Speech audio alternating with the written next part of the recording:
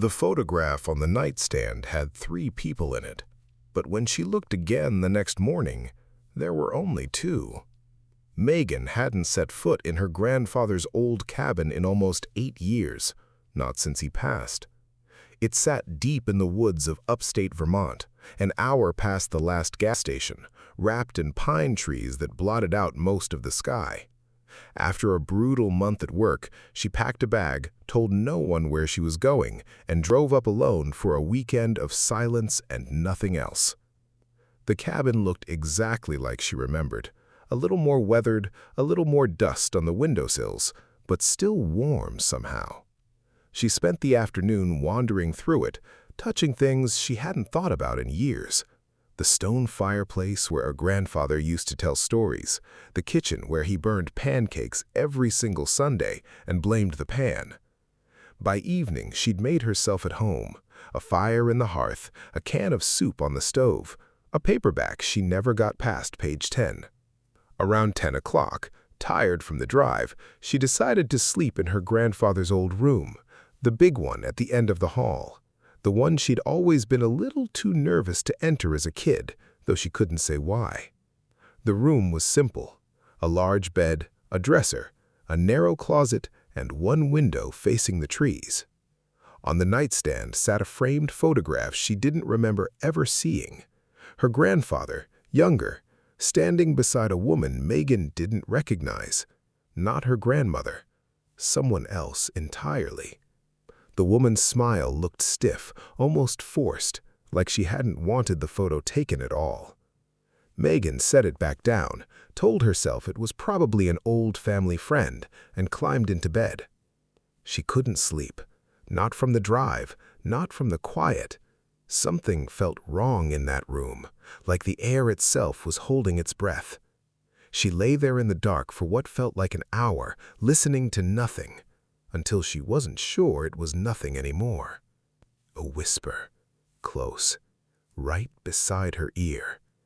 "Get out." Megan's whole body went rigid. She told herself it was the wind, the old house settling, anything but what it sounded like.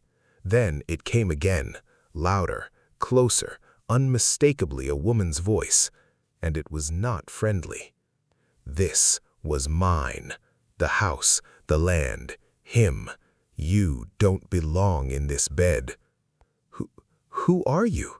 Megan managed to whisper back, her voice barely working.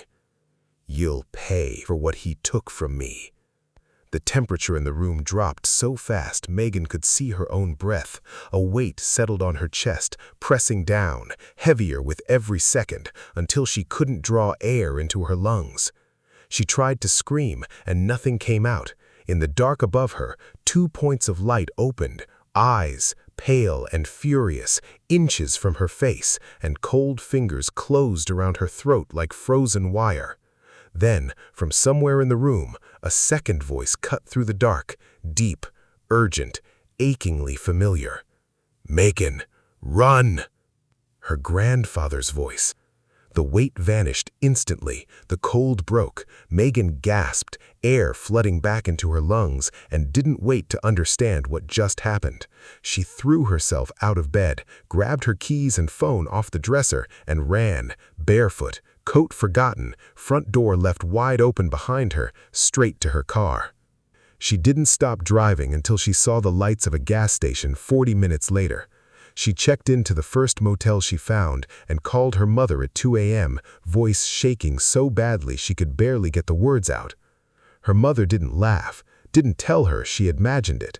She just went quiet for a long moment and said, Your grandfather was married before he met your grandmother. She died young. We never talked about her.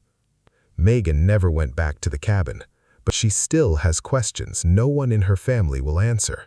Who the woman in the photograph really was, why she never truly left that house, and why, of everyone who could have warned her, it was her grandfather's voice that saved her that night.